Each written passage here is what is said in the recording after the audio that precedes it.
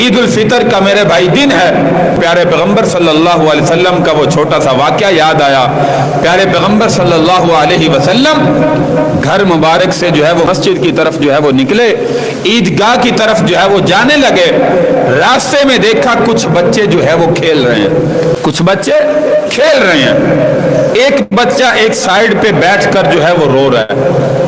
حضور علیہ الصلوۃ والسلام اس کے قریب گئے, فرمایا بیٹا تم کیوں نہیں کھیل رہے؟ سارے تیرے ساتھی کھیل رہے ہیں, تم یہاں پہ بیٹھ کے رو رہے ہو. تو وہ بچہ کہنے لگا یا رسول اللہ, یہ بچے کھیل رہے ہیں, خوشی کر رہے ہیں, آج عید کا دن ہے, میرا والد دنیا سے چلا گیا, میرا باپ دنیا میں موجود نہیں ہے, انہوں نے نئے کپڑے پہنے ہیں, کھیل کود میں مشغول ہیں, آج عید کا دن ہے. اور آپ جانتے ہیں بچوں کے لیے عید کا دن بڑی خوشی کا ہوتا ہے. ہمیں عید ملے گی, ہمارا باپ ہمیں اٹھائے گا, ہمارا باپ ہمیں سیر کرنے کے لیے لے کر جائے گا. خوش قسمت ہیں وہ بچے جن کے والدین زندہ ہیں, خدا کے لیے اپنے والدین کی زندگی میں قدر کرنے والے بنے. رمضان میں حدیث مبارکہ میں اللہ کے نبی صلی اللہ علیہ وسلم نے اسی لیے فرمایا بد نصیب ہے وہ مسلمان جس نے زندگی میں بوڑھے والدین کو پایا, ان کی خدمت کر کے اپنے لیے جنت نہ کما سکا. تو وہ بچہ رو رہا ہے, پیارے پیغمبر صلی اللہ علیہ وسلم نے اس کو اٹھایا, قربان جائیں کیسا منظر ہوگا, اور اٹھا کر واپس اپنے گھر کی طرف روانہ ہوئے. جا کہاں رہے؟ عیدگاہ کی طرف. عید کی نماز ادا کرنے کے لیے صحابہ انتظار میں بیٹھے ہیں. اللہ کے نبی نے بچے کو اٹھایا, گھر میں لے گئے, فرمایا حمیرہ, عائشہ اس کو جلدی غسل کرواؤ, اس کو نہلاؤ دھلاؤ. حضرت عائشہ صدیقہ رضی اللہ تعالیٰ نے اس بچے کو نہلایا, دھلایا, سرما لگایا, تیل لگایا, اچھے طریقے سے تیار کیا. اللہ کے نبی نے فوراً فاطمہ کے گھر میں پیغام بھیجا, فرمایا بیٹی فاطمہ, حسن کے مطابق جو ہے وہ ایک بچہ ہے, حسن کی عمر کا ہے, حسن کا ایک عمدہ سا لباس جو ہے وہ بھیج دو, اس بچے کو جو ہے وہ پہنانا ہے. حضور علیہ الصلوۃ والسلام نے حکم فرمایا, حضرت حسن کا لباس اس بچے کے لیے آیا. اللہ کے نبی نے حضرت عائشہ کو فرمایا اس بچے کو یہ عمدہ لباس پہناؤ.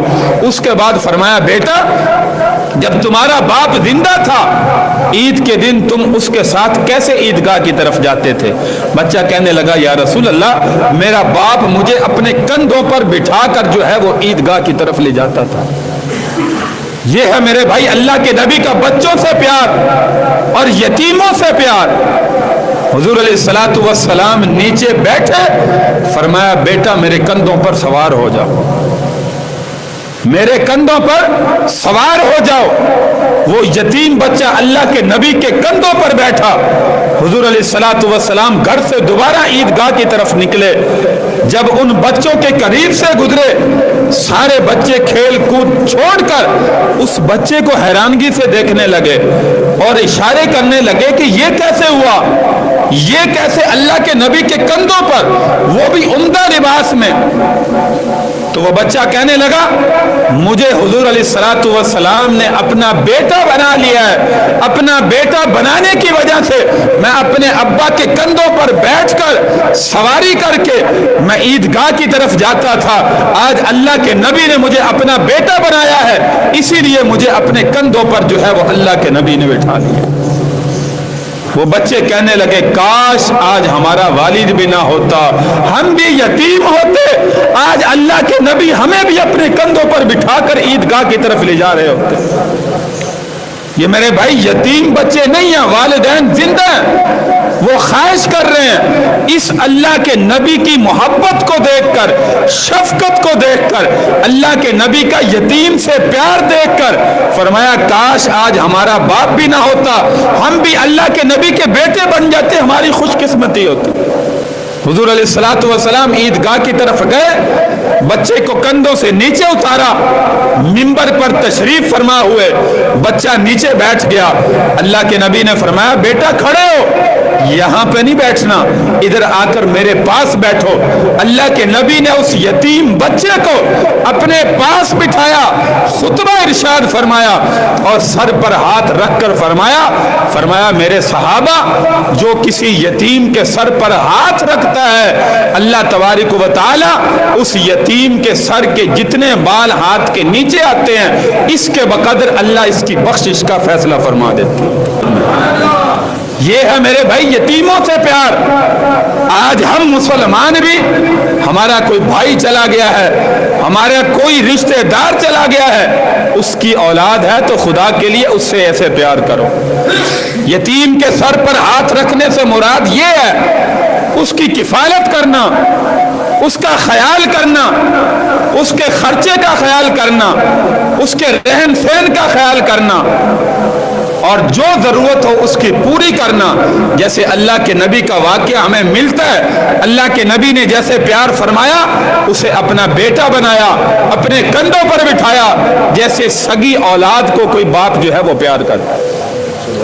तो ये मेरे भाई अल्लाह के नबी से अमल मिलता है। इसीलिए हदीस मुबारका में फरमाया जो किसी यतीम के सर पर हाथ रखता है, ये सिर्फ हाथ रखना मुराद नहीं है कि यतीम बच्चा हो उसके सर पर हाथ रख दे तो अल्लाह गुनाह माफ फरमा दे, नहीं मेरे भाई, उसका ख्याल करना जरूरी है। उसकी हर चीज का ख्याल करने से मुराद है कि अल्लाह उसके बालों की बकदर मुसलमान के गुनाहों की जो है वो माफी का ऐलान फरमा देते हैं। तो मेरे भाई ईद उल फितर का दिन है, ये हुकूकुल इबाद के मामले हैं जिसमें हमारे अंदर सबसे ज्यादा आज कमजोरी पाई जा रही है।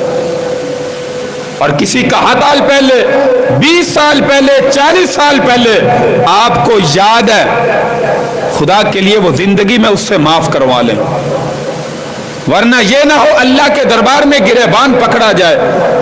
अल्लाह के दरबार मेरे भाई हक सच फैसला होगा, वहां पे कोई डंडी नहीं मार सकता। जैसे हम दुनिया में कहते हैं मैंने फलां के देने, डंडी मार लूं खत्म हो जाए मामला, झूठ बोल के पैसे माफ करा लूं, कर्ज माफ करा लूं,